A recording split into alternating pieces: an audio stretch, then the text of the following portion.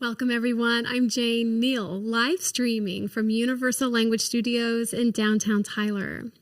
Tonight, the Tyler Loop brings you 5 smash hit stories from Out of the Loop Storytelling with original music by Neal Katz. Tonight, we celebrate you, our generous donors.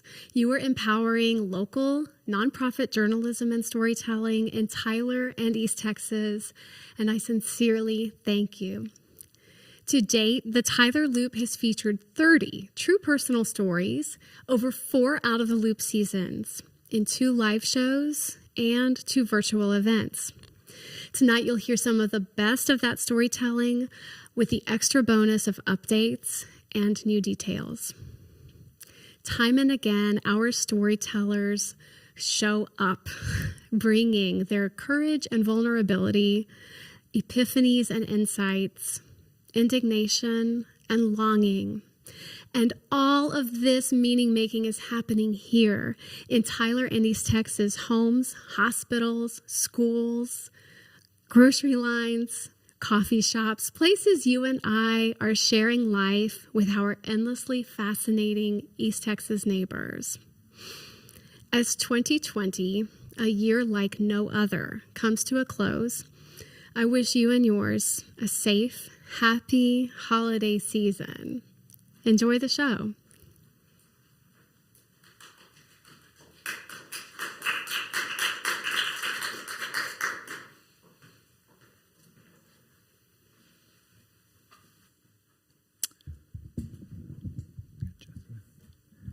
Hi, I'm TJ Rankin, and I'm a storyteller. So everyone has a place, right? That spot you claim as yours, not home, not work. For the past few years, my place has been the Foundry. It's that coffee shop just a couple of blocks from where we're filming tonight. I did lose it for a time, though. You tend to lose a lot of things whenever your fiancé tells you that they've been with someone else. I met her in 2015, and we were together for 3 years and absolutely inseparable, either at each other's houses or at Ground Zero Comics on 5th Street or at the Foundry, because at that time, it was our place. We didn't do anything significant like discover world peace or discuss philosophy. We were just sitting at the couch or drinking coffee at one of the tables, being us. But 2017 was a bad year for us and separately. I'm talking 2020, here's 2017. January 2018, she leaves for Florida for work. That was tough, but I thought that we were tougher. I tried to be happy for her as my anxiety set in. I kept on telling myself, the time that we are apart, that's just a drop in the bucket. Telling myself this again and again, repeating it like a mantra, hoping that the lie would make it true.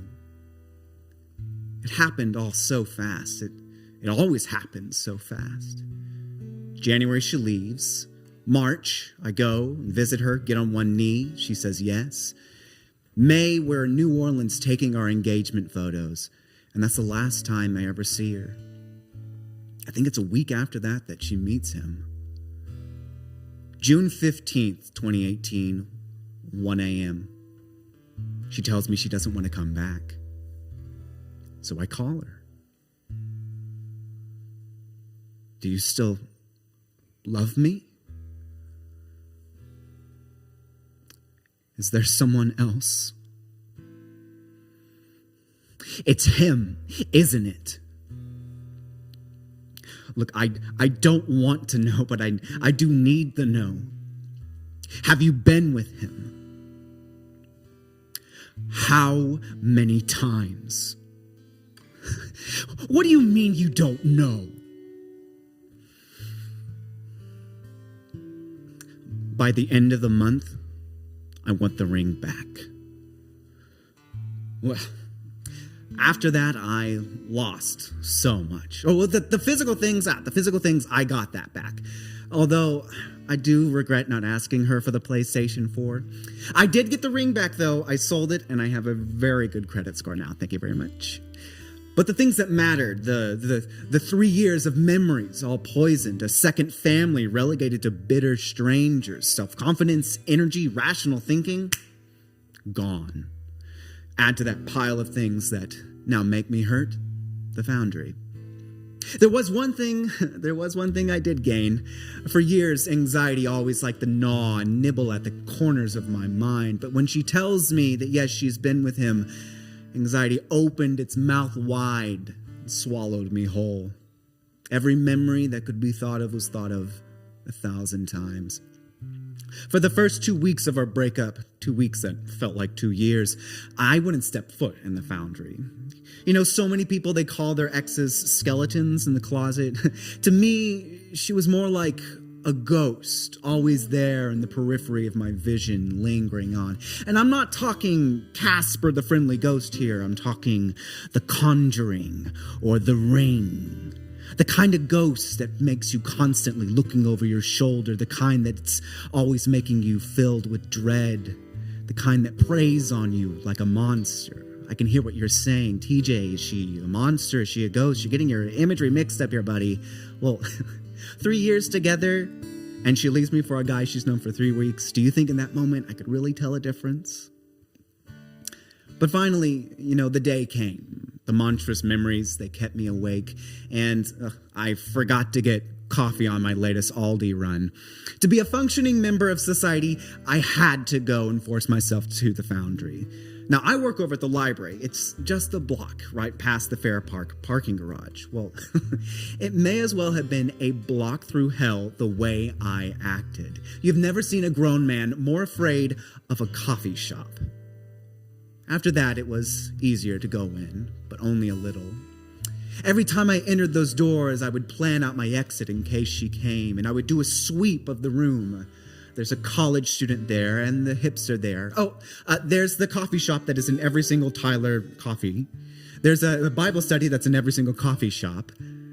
She was never there, though, and sighed with relief. But then there was always that small pang of disappointment that she wasn't there. I think the worst part about being cheated on was that dichotomy of loving someone that you hated. So 2 months later, a friend invites me to attend Bethel downtown. That's the church that owns the Foundry. Then I started going to the men's Bible study in the morning and then to the Sunday school. And in many ways, that cream-colored building, it's mine now more than it's ever been. In others, it's still lost to me. Still checking exits, still looking up every time the door opens. Still looking over my shoulders for monsters and ghosts. So I started seeing a counselor a month after things fell apart. One session I bring up with her that fear I had of running into my ex, and my counselor decided to indulge me. She said, "So what would you do? What would you do if you saw her?" Oh, I'd leave. I would rather leave than have to deal with her. I'd let her win. Win what? I don't know. The territory, the satisfaction that she took the Foundry from me. TJ, now, if you think the right thing for you to do is leave, then leave. But I want to make this very clear.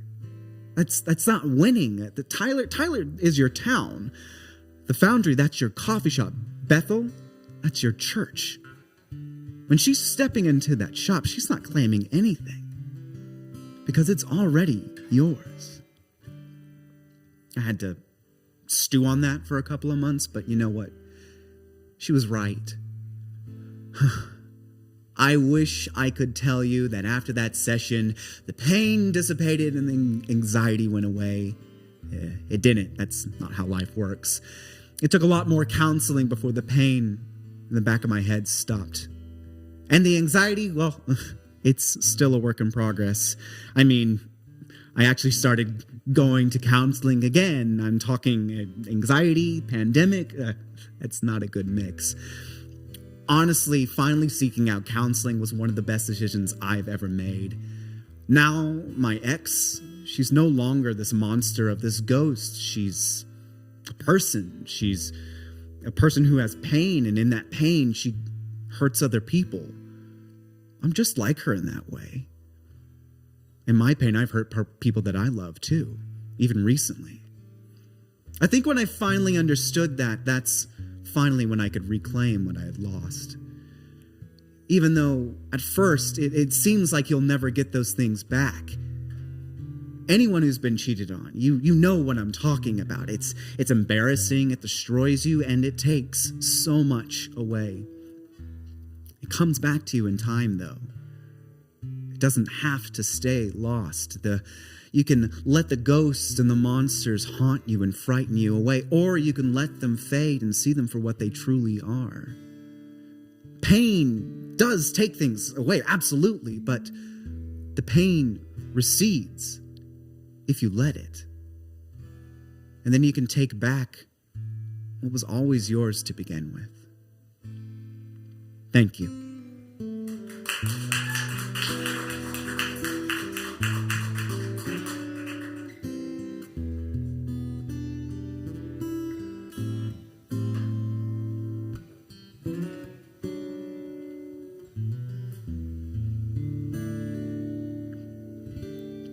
She walked into the ER, hard to miss, a woman with a belly so big she looked 10 months pregnant. Her chart stated an age of 45, but she looked more late 50s, with scraggly hair and skin weathered by a lifetime in the sun. This was an overnight shift in the emergency department at the UT Health Sciences Center on Highway 271. It was midwinter. I asked my coworker, "How overdue is she?" I imagined this woman walking around with her swollen belly, earning smiles and congratulations as she passed by. But instead of carrying life, she was festering with death. At least a year, my coworker said. That tumor has to have been in there for a long time. I walked into the patient's room. She was breathing quickly, but was able to tell me that for the last year, she had been looking for a hospital that would operate on her. She was uninsured and pretty certain she had cancer. A few weeks ago, she visited an ER in an area north of Tyler, which resulted in a CT scan that showed a mass arising from her pelvis. This was most likely ovarian cancer, the radiologist had remarked. So, with the help of a few friends, with access to a vehicle, she made the hour-long journey to Tyler, East Texas's medical hub. My name is Sandhya Devaraj. I'm a second-year family medicine resident here in Tyler. I'm originally from Maryland, and my husband and I moved here after spending a few years in Chicago, where we worked and attended medical school.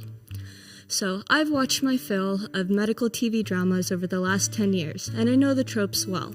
I'm the idealist who always wants to believe that problems have solutions. But it only took a few months here in residency before I learned that while solutions may exist, they're not always attainable. Working within a national healthcare system that does not allow me to do my job is frustrating, leaving me dejected at times. My supervising physician was sad. He had seen this before, suffering immensely but uninsured. Despite the turmoil and chaos of her life, however, at this very moment, the patient was medically stable. And being medically stable while uninsured wasn't doing her any favors. It made it harder for us to hook her up with the right doctor in a timely fashion. So, our job was no longer providing medical care, it was finding a reason to admit her to get her basic care. And we looked. Blood work showed the severe anemia one would expect with such a ravenous tumor. Sadly, though, not low enough to transfuse to provide her some relief. Her vitals remained stable. We reviewed a CT scan from a few weeks ago. This showed a 12-inch mass that had shoved all her internal organs to the side. But none of them were perforated or starved for blood. No wonder she couldn't breathe, though.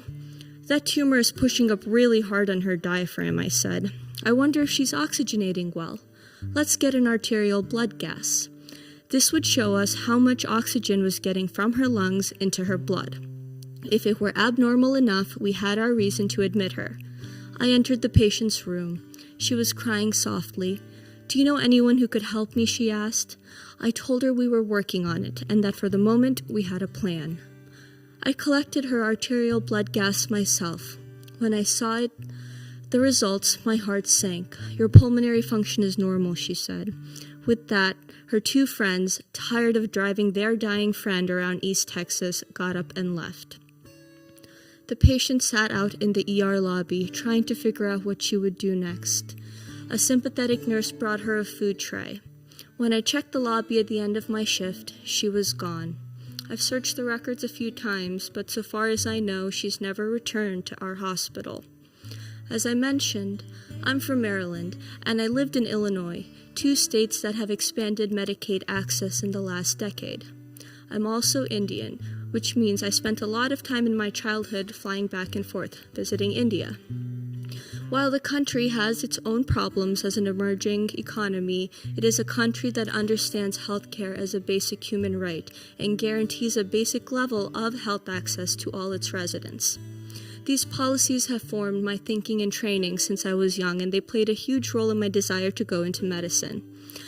As of July 2020, I learned that 29% of Texan adults under the age of 65 are uninsured. This woman, dying of untreated cancer, came to symbolize this problem, and it's a problem that stays with me throughout my training. It's not a problem I can shake by talking about it or by seeing better outcomes for other, more fortunate patients. Moving to Tyler, I encountered a community that prized its deeply held religious values and traditions. I have stood alongside Tylerites visiting the homeless, praying for their sins and offering words of self-betterment. But it is access to health care, not greater personal responsibility, that can cure a raging tumor. To my surprise, even some of the physicians I have worked with respectfully disagree with me on this point. And now there is a pandemic ripping through our country. The uninsured multiply as quickly as the sick, the homeless, and the dead. Like many healthcare workers, I feel overwhelmed. My feelings intensify when I see the shiny new tower on the private hospital downtown, complete with valet service. Before I started residency, I lived in Chicago, where I attended Loyola University. It was a Catholic Jesuit medical institution, and the university motto was, in Latin, Ad Majorem Dei Gloriam, meaning, for the greater glory of God. Even as a Hindu, these words resonated with me, and I hope they can with my East Texas neighbors. I ask you to consider this East Texas woman and thousands like her who need access to basic medical care. Of course, since originally telling this story, I came to learn that this woman had died 1 month to the day I met her in the emergency department. But it is my hope that finding sustainable solutions for people like her can be seen as an act of worship. Thank you.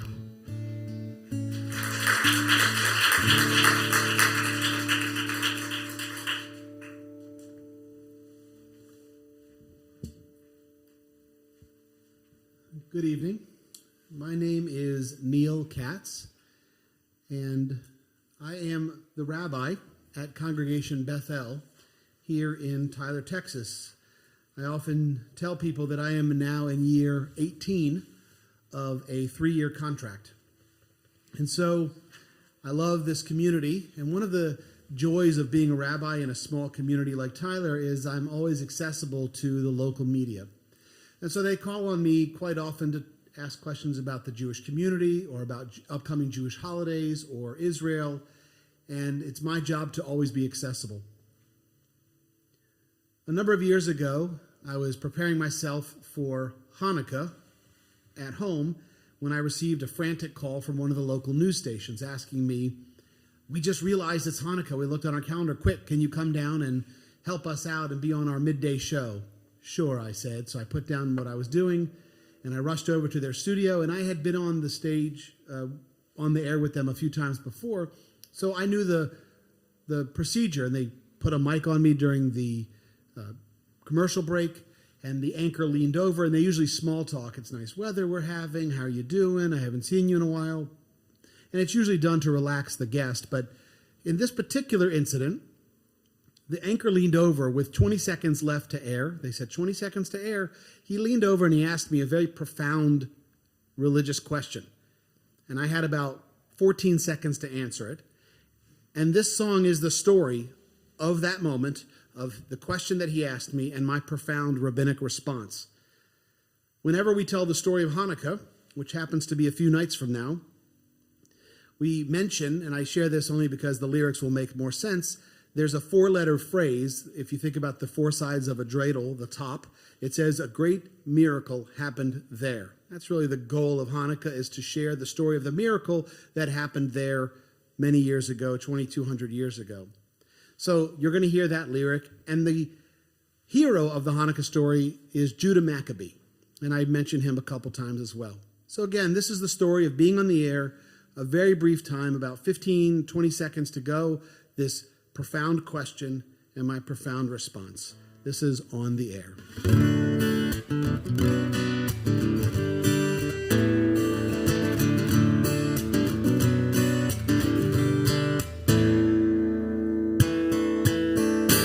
It was the day before Hanukkah. All the plans were set. There were latkes in the fryer, but they were not ready yet. There were dreidels on the table and decorations in the hall. I was counting out my gelt when I received that special call. Hey, Rabbi, can you come down to the TV station soon? We want you to talk about Hanukkah for our show that airs at noon. I said I'll be right over, and I was on my way to share the story of the miracle for their viewership that day. But oh, Judah Maccabee, you fought so hard so we could be free. They had questions they would ask me about holiday, about lamps and lights and oils and dreidels and menorahs on display, all about the history, anything that I would share. And I would teach the audience a great miracle happened there. But before the segment started, the well-dressed anchor turned to me. Hey, Rabbi, I have a question, something I want to see. All my life I've known this holiday to start with the letter H. We say Happy Hanukkah to our Hebrew friends on this very special date. But now I'm deeply troubled, and it bothers me so. Everywhere I look, it starts with CH. Don't know which way to go. Is Hanukkah spelled with H or a CH? Please make it clear. Come on, Rabbi, I want to get it right. I don't want to offend this year, but oh, Judah Maccabee, you fought so hard so I could be on TV. I said either one is acceptable. They both say the same thing. Hanukkah or Chanukah both have the same ring. But if you really want to be correct, CH is the right bet, because it's the proper transliteration of the Hebrew letter Chet. Now I understand that people might find it difficult to say the sound the Chet makes, so H will do okay. Whichever works for you is fine, I said. Do not despair. The anchor sat back, smiled, and said, thanks for clearing up the air.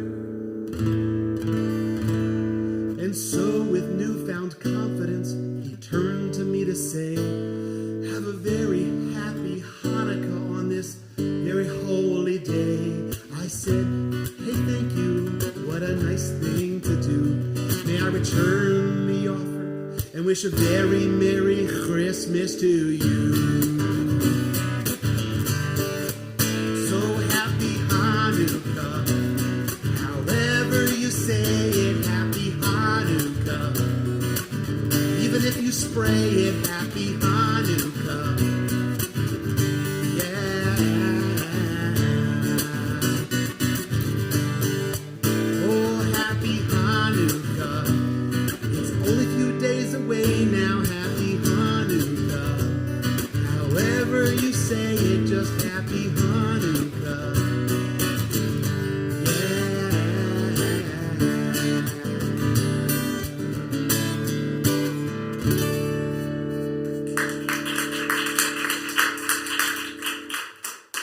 Hello, friends in Tyler, old and new. If we haven't met, I'm Tasneem Raja, co-founder of the Tyler Loop. My husband Chris and I founded The Loop in 2017 to bring data-driven journalism, in-depth reporting, and fresh perspectives to important stories and issues that we felt needed more attention in the city we had made our home. From the beginning, The Loop has been all about the kinds of storytelling you're going to experience right now with Out of the Loop. Stories that aren't afraid to sit with the uncomfortable, perspectives that deserve to be heard, topics that touch the lives of diverse East Texans in ways most of us might not even be aware. I was so proud and happy to pass the baton of leading The Loop last year to our fabulous new executive director, Jane Neal, who works with newsletter editor Rebecca Smith and The Loop's reporting fellows to continue to provide the best darn newsletter in East Texas and the kind of reporting The Loop has become known for in a short period of time. Chris and I now live in Oakland, California, where I have built and lead yet another scrappy nonprofit local newsroom that's dedicated to empowering community members to share their truths in service of the greater good and to push the boundaries of what journalism can look like and who can participate in creating it. From Oakland, we've been so delighted to watch The Loop not only survive, but begin to grow in new directions under the leadership of Jane and board members Neal Katz and Leah Wansley. I'm also proud to serve on the board of The Loop as an advisor as well. And we just added 4 phenomenal new board members who I'm sure will be familiar to many of you. Paulina Pedroza, Michael McClendon, Amy Lively, and Jessica Richardson. Tyler deserves the Tyler Loop, a place where the full richness of Tyler's stories and voices is recognized, preserved, and celebrated. That's why I hope you'll join Chris and me in making a significant donation to the Tyler Loop before December 31st to get your donation matched 100% through a national journalism fundraising campaign called Newsmatch.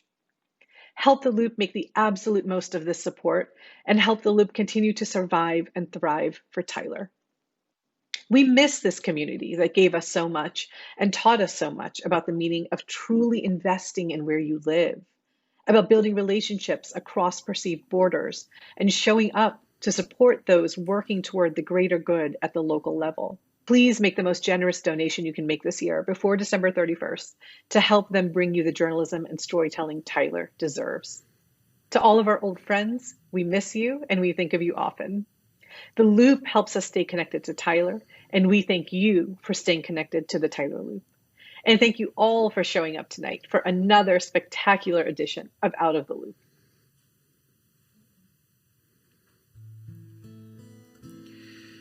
My name is Aaron Martinez. I grew up on the north side of Lubbock, Texas, living in a home right next door to my grandparents. I had 2 working parents, and so with them being so close, it was part of my everyday routine to visit their house. I can still recall the kitchen aromas that would come at me like a wave when I entered the front door. Caldo, chorizo and eggs, but especially my grandmother's homemade tortillas. The smell of fresh homemade tortillas still reminds me of my grandparents' home. And no one who entered my grandmother's house would keep an empty stomach for long. She was really great about feeding you. Now, I knew I could find my grandmother in the kitchen, but my grandfather wasn't always in the house. He had a woodshed behind the house, and in his workshop that he built for retirement were, in a cloud of sawdust, were tools on workbenches. He spent hours tinkering on Christmas gifts and housewares. I remember a small indoor marquee he built for his church that would show attendance and giving. Working on these things was his idea of relaxation. So I would go out there and get in the way and ask him a bunch of questions that typically revolved around my dad and his siblings and what they were like growing up. But one day when I was 12, I had a conversation that stuck with me. He asked me, "Aaron, what do you want to be when you grow up?" Or maybe he said, "¿Qué quieres ser cuando seas grande?" You see, growing up, my grandparents had a bilingual household, and they would switch from English to Spanish seamlessly.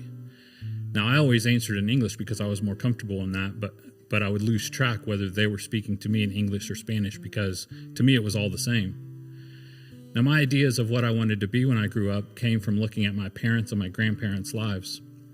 My mom worked for Southwestern Bell as a sales rep for many years. My dad went to Texas Tech for 3 years before joining his father in the sheet metal trade. My grandmother was the silent, behind-the-scenes servant who indulged her grandchildren and kept everyone fed. My grandfather he started as a sharecropper, and became a union sheet metal worker and retired after 27 years. So when my grandfather asked me what I wanted to do, instead of answering, I asked him, well, what did you do? And he took his hands and he opened them from in front of me and he said, Mijo, I spent my life working with these hands outside so you don't have to. Now, I didn't understand in that moment everything that he was trying to convey to me, but I could tell from the seriousness in his face and in his voice that it was something important. Years later, I ended up graduating from Texas A&M, getting married and having a son. We named him after my grandfather. He is Rogers Hermilo Martinez. But what I realized much later was that my grandfather had already given me his name. You see, he was Martinez, my dad was Martinez, I am Martinez, and now my boys are Martinez. Now that name is something that I've only used when convenient. Sometimes I'm Martinez, other times I'm Martinez. Typically, the browner the group, the more likely I am to use Martinez. I would switch to Martinez if the group is English speaking. But as an adult, I've discovered that being somewhat bilingual and bicultural has placed me in this role as bridge builder. As a District 5 trustee for the Tyler ISD School Board, I found myself in this scenario several times. One of which happened in 2018 as I'm walking the halls of Orr Elementary with one of my favorite principals, Mr. Stephen Young.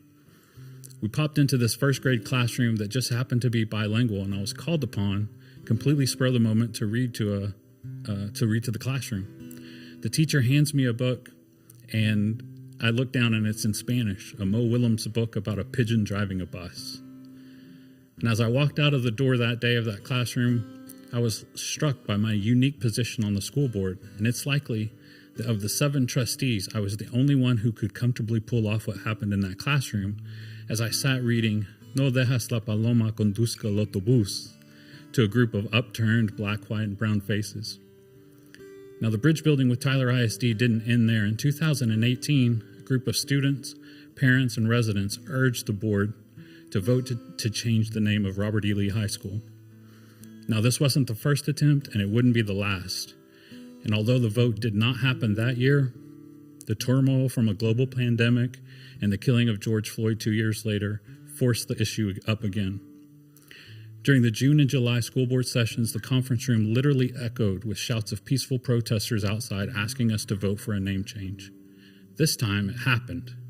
And on that hot evening in July, I was the first one to speak.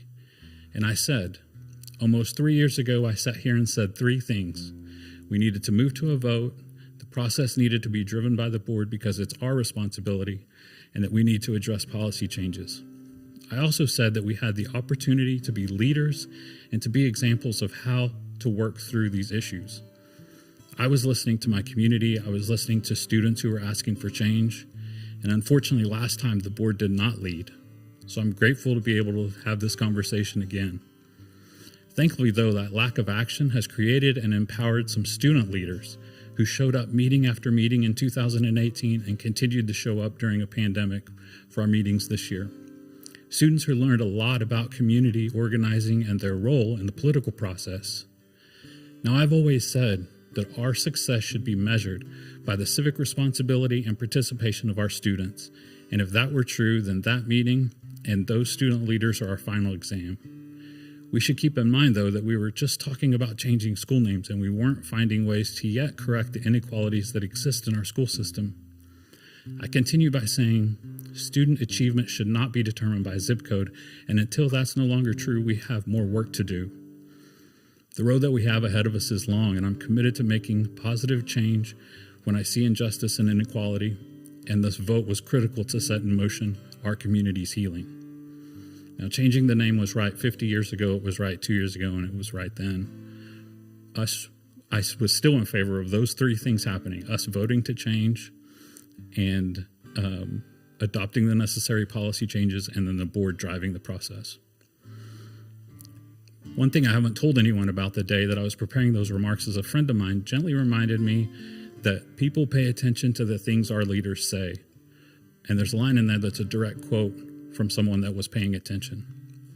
Bridge building can be speaking and hearing in 2 languages.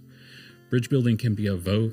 Bridge building can be a Latino hopeful candidate who was organizing his community and registering voters.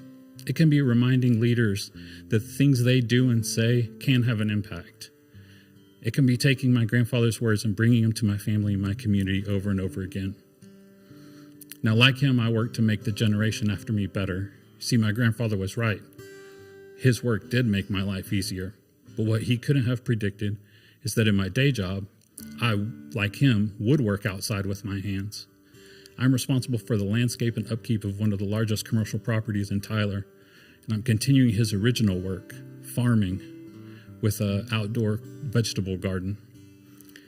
And this is work that I love. Nor could my grandfather have imagined that I would one day be an elected official representing thousands of public school students and families. Now, I can't predict the way my son's lives or our TISD students' lives, whether they'll be easier or harder than my own, but whether they decide to call themselves Martinez or Martinez, my hope is that my work, like my name, matters. My name is Aaron Martinez. Thank you.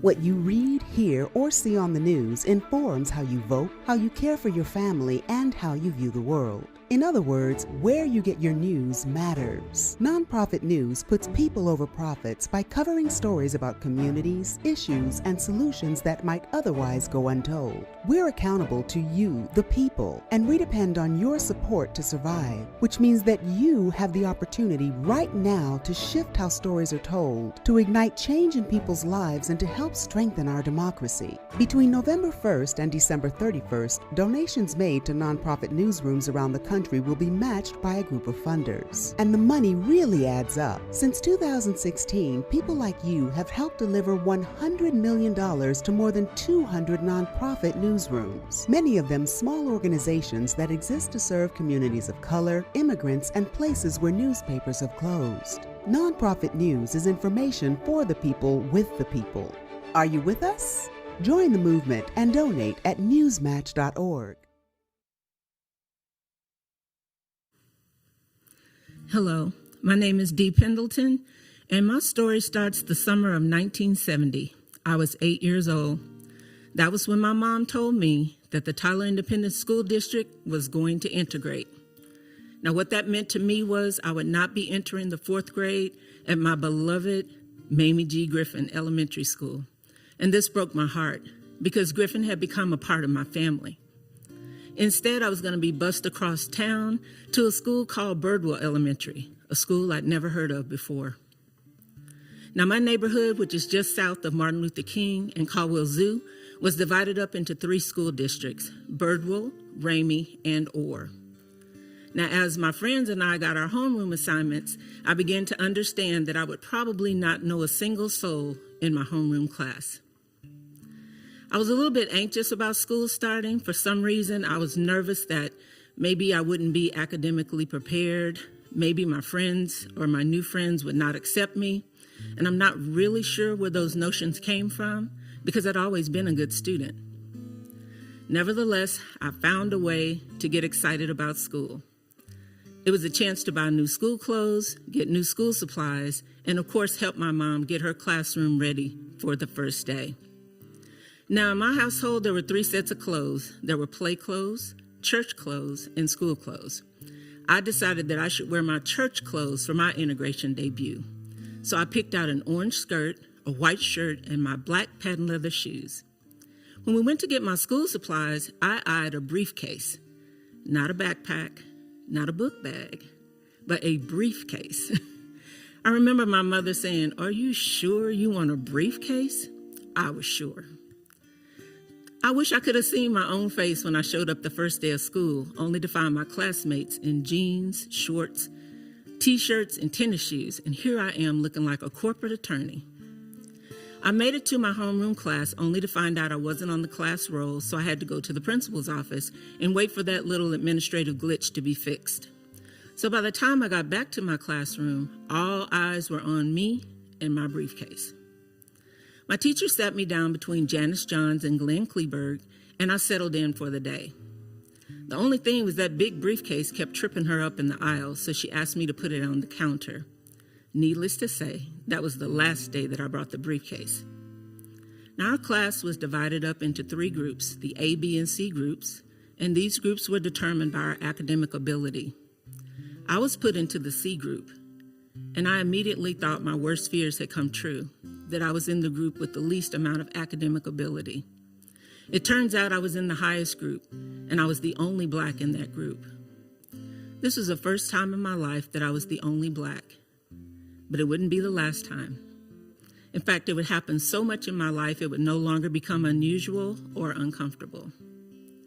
By the end of the day, I had brand new friends, and it seemed like Birdwell was going to be okay. In fact, by the time I graduated from Birdwell in the 6th grade, my memories of Birdwell were just as memorable as my first 3 years at Mamie G. Griffin. Looking back on that experience, I've come to the conclusion that there were a couple of real life lessons that I learned. One was that education leveled the playing field. If I studied hard in the classroom, I could excel and be accepted and respected even when I wasn't always respected outside of the classroom. I also learned that young people really don't come with bigotry and hatred and prejudice in their hearts. These are lessons that are learned. And that was evident to me because my classmates received me well. As an adult, if I could go back to that 8-year-old, I would give this advice. Always approach a situation with an open mind. Never believe anything you hear and only half of what you see. And never let the expectation of what negative might happen keep you from experiencing the positive that could happen. Since I've told this story, I've had a chance to reflect. And one of the things that I've realized is I still don't really know why I had those notions of inferiority. I really think it was because of the way our community was interacting with each other, because there was no social media, no Twitter, no Facebook, nothing to bring those ideas into my life. Back then, there was only the newspaper and the evening news, and neither of those appealed to an 8-year-old. So as we navigate through this time now with all of the political unrest and the division in our country, let us be mindful that our actions toward each other might be affecting the lives of many little 8-year-olds. Thank you.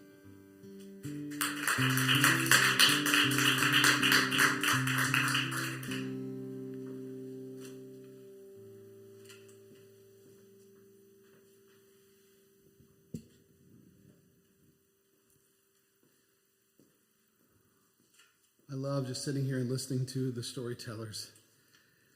I want to share with you one more song. Again, I'm Neal Katz, but this song is very special to me because I've only played it once before. And I vowed I would never play it again, but for this one moment, because I can tell the story about the song. It's not a song that I would just play in a club or something like that because it would be meaningless there. So the story of this song is that a few years ago, I signed up to run for political office. And I ran for the Texas House of Representatives. And I spent a year of my life raising money, campaigning, meeting with people. And I did it the craziest way possible. I did it by running as an independent in East Texas.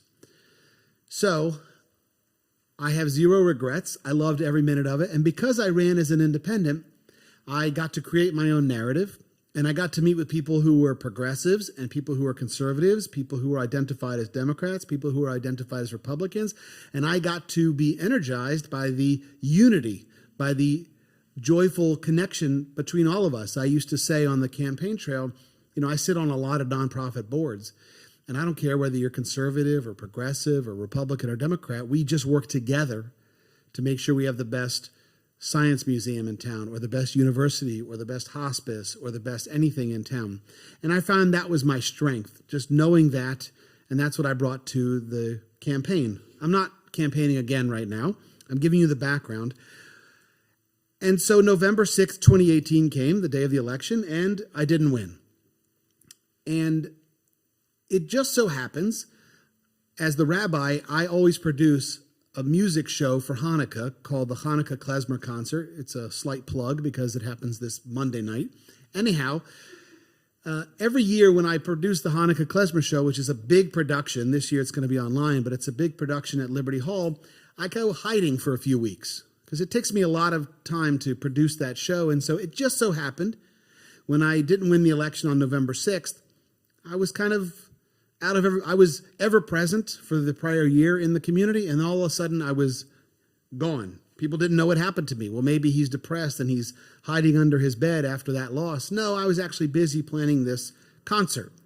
So when I walked out on stage early December, 1 month after the election, the 300 plus people who had packed Liberty Hall that night were really there to hear the music, but also to see this hidden figure, the political candidate who didn't win the election. And what was I going to do? Was I going to address it? Was I just going to play music?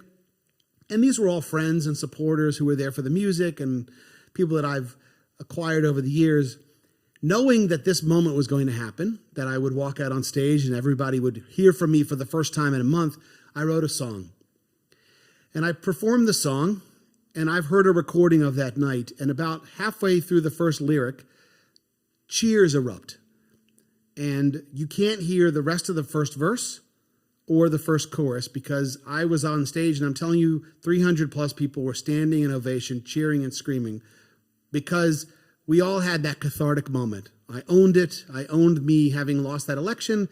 I kind of lovingly referenced it in this song, and then I moved away from it. And I said to myself and to my band, I said, I'm done. Like, there's no reason for me to ever perform this song again. It had its moment, and it was to this particular community. But I'm sharing it with you tonight as the second time I'm ever performing it live because I had the opportunity to share that story. So I invite you to go with me 2 years ago to a political candidate who walks on stage for a Hanukkah klezmer concert in Tyler, Texas. Yes, all those words don't normally fit in a sentence together. And this was the song that I sang.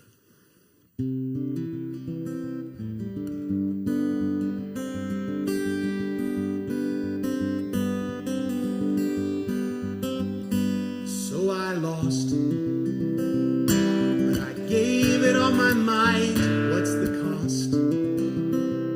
When you try to do what's right, no regrets. I still stand strong, lifted up. All the hands that joined along. But I lost, and I end up here with friends on the other side, holding up this silver medal I won with pride, reflecting back on all the work and the time. But I lost. Chapin said, if a man tried to take his time on earth and prove before he died what one man's life could be worth, well, I wonder, he said, what would happen to this world? Well, I wonder what would happen to this world. Well, I end up here with friends on the other side, holding up this silver medal I won with pride, reflecting back on all the work and the time. I lost.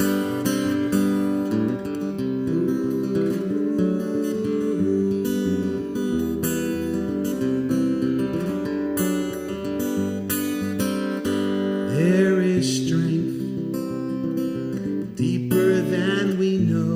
There is love. Just give it time to grow. There is joy.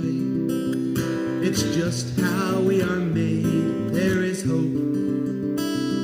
We continue unafraid together. We stand strong. So I end up here with friends on the other side, holding up this silver medal I won with pride. And I reflect back on all the work and the time, even though I lost. So I lost. Gave it all my might, what's the cost? When you try to do what's right, no regrets. I still stand strong, lifted up. All the hands that joined along.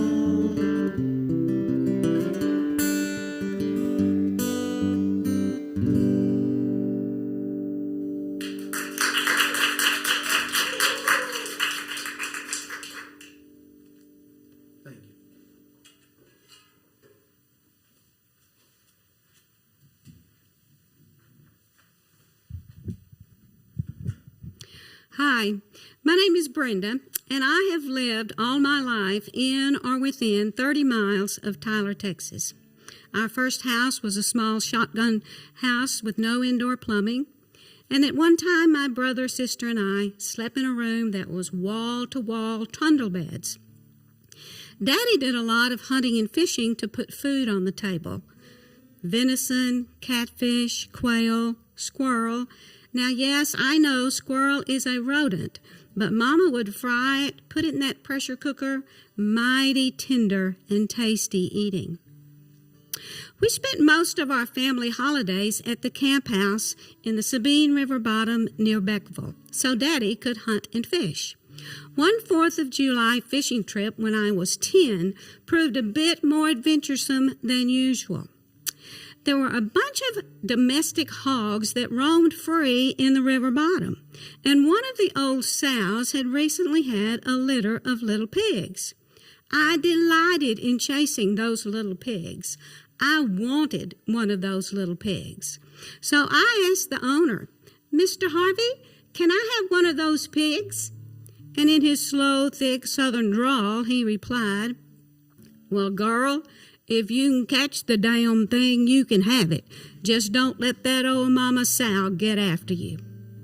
Well, Mama sow one afternoon bedded her piglets down under a huge oak tree near the camp house clearing. I got on my all fours and I crawled under that low brush, inching my way forward. I reached out and grabbed the first little pig I came to and turned and hightailed it back to the camp house. Mama yelled, "She's got one of those pigs!" My heart was pounding, and my little pig woke up and started raising a ruckus just as I bounded up the camp house steps.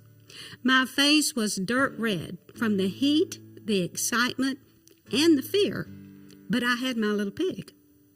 Daddy came in from fishing, and all he said was, "You'll have to take care of it. I'm not going to mess with it." And I did. I took Harvey. I named him after the landowner. I took Harvey home. I fed him powdered milk in a baby bottle, bathed, powdered, and perfumed him every day. He was the best-smelling pig ever, and he slept in a sweet potato crate in the kitchen next to our bedroom. Well, Harvey grew, and Mama says, out of the house.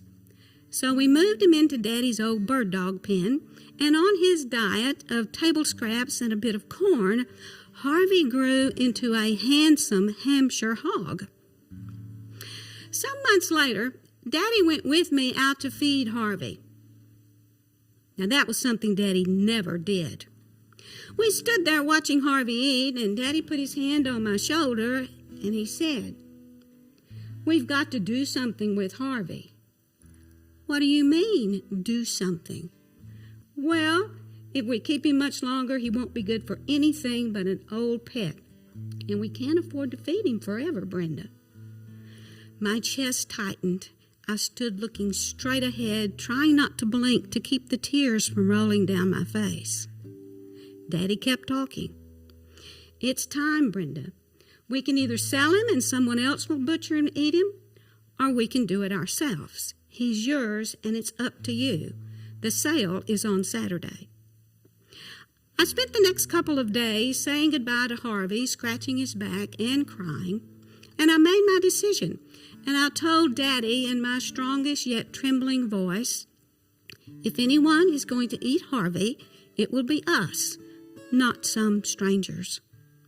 Saturday morning came, and I helped Daddy load Harvey in the trailer, and I watched them drive off. This time, I let the tears roll down my face. Well, we did eat Harvey, and oddly enough, I didn't have as much trouble with it as some others. When Mama put our first Harvey meal on the table, my sister exclaimed, "How can you eat Harvey?" With eyes brimming, I simply said, "Because he's mine, and I didn't want anyone else having him." Harvey was a big deal for this East Texas girl. At the time, his presence gave me a sense of courage, recognition, ownership, responsibility. And in giving Harvey up, I learned from Daddy that there are circumstances in our life where there are no good answers or better choices. And that was a lesson that has served me well through the years during my experiences of divorce, lost eyesight, and coming out and striving to live an authentic life as a gay woman in East Texas. I learned lots of things from my daddy, most of them really good things, like a keen sense of responsibility, a strong work ethic, the value and importance of education. Daddy was a quiet, steady man, usually working, too tired from working, or hurting from working. I learned as I grew older that my daddy had a reputation as the best dozer man in East Texas. He operated heavy equipment. He was a laborer, primarily that yellow cat, a D6 Caterpillar bulldozer. Now, when I first shared the Harvey story in the initial Out of the Loop, I gave just a glimpse of my daddy. Truth be told, my daddy scared me. Now, I wasn't afraid of Daddy. I was afraid for my daddy. Often hearing him say, "I'm hurting so bad, I believe I'll just blow my brains out." Or, "I think I'll tie those fishing weights around my neck and jump out of the boat one of these days."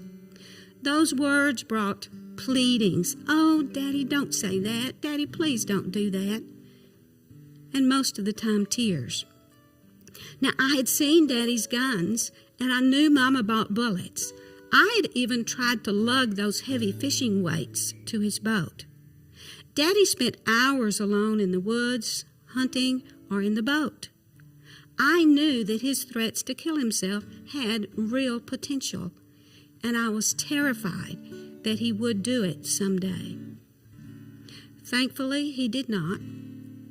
Yet Daddy struggled with chronic depression and multiple physical ailments throughout his life. Now, my family's challenges with mental health were not limited to Daddy. I was about 8 or 9, and we came home from school one afternoon, and Mama was gone. Our aunt was there, and we said, "Where's Mama?" The answer, "Your Mama's sick. Your Mama's in the hospital." "What? Mama's sick? Mama in the hospital? When's she going to be home?" The answer, "She's just sick, and we don't know." In the days that followed, I heard in furtive whispers the words, "nervous breakdown." So thus began my knowledge and understanding of mothers' struggle with anxiety and depression. Now, with that history, I suppose it's not unusual when I say that as a young adult, I began to have my own mental health struggles. For years, I believed at the core of my being that I would someday go completely crazy. Not only did I believe it, there were times that I longed for it, just for the release from the energy it took to keep myself together. I've gone completely nuts, you know. I always thought I would, you know. When I was 37 years old, after a particularly tense day, I lost it. Began screaming, grabbed my car keys, and drove away from the house in a fog of tears. I calmed myself eventually and went back home, the responsible thing to do. But that evening ended with my trying to calm and soothe my young son as he said to me in his fearful little tearful voice, "Mama, you look like a monster." "Oh, no, baby, Mama's not a monster." The room was dimly lit, so I turned on the light. "See, baby, Mama's not a monster, and I'm so sorry I scared you." "Mama, you still look like a monster." I sought professional help and spent the next 6+ years clawing my way through numerous diagnoses and into improved mental health, greater emotional stability, and personal wholeness. 2 very competent, caring, kind therapists, a handful of steadfast friends, and my faith guided and supported me. I will always remember the last time I was suicidal. I had a piece of old, frayed, yellow plastic ski rope, and I took it out in the garage and I threw it across the ceiling joist, grabbed hold of it and just swung on it to make sure that it would hold my weight. The yellow, frayed plastic poked my hands. Thankfully, that keen sense of responsibility instilled by my daddy kicked in before doing the deed. I had to be responsible. I had to take care of my children. A couple of weeks after that, I had an aha moment for me. Suicide for me was learned behavior. After all, that's where Daddy turned when he sought relief. Through the years of therapy and inner work, I had come to know that I was no longer that little girl listening to Daddy. I was the adult in my life. I could make choices, and there are much better choices than taking one's own life. I share this story with you this evening just to emphasize that mental illness is real. It was and is real in my life. And I am thankful that after that aha moment, I have never had another suicidal thought. And that was over 20 years ago. Nor have I seen a therapist routinely during that time. But mental illness is real. It was real and is real in my life, and perhaps it is in some of your lives as well. And I think, too, about poverty and illiteracy. Maybe mental illness can be generational at times. I know that was the case for me and my family, even beyond the history that I've shared with you this evening. I want to see the mental health statistics change in my lifetime. And those statistics, right now, Smith County has the highest suicide rate among Texas' 25 largest counties. I think we can change that statistic by working through our various agencies, governmental agencies, criminal justice agencies, mental health agencies, medical health agencies. We can make that happen. It is my hope that my story and the story of others will help to bring our mental health struggles out of the shadows, out of the stigma of nervous breakdown, out of the secrecy of furtive whispers, and into the light of our shared experiences and our common community hope for health and wholeness. My name is Brenda McWilliams, and I thank you.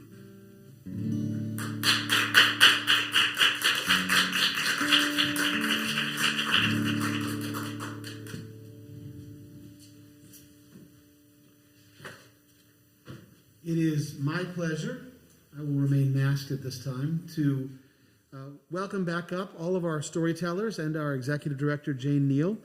I played guitar tonight, got to share a couple songs with you, but I'm also just as honored, if not more so, to actually be the board chair of the Tyler Loop.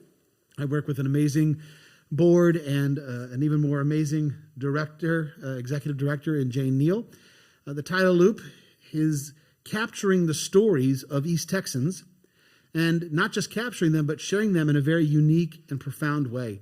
Our community needs to hear all of our voices and needs to hear these stories, and I'm so thankful that Out of the Loop, this particular storytelling model, has given us this chance to hear this voice.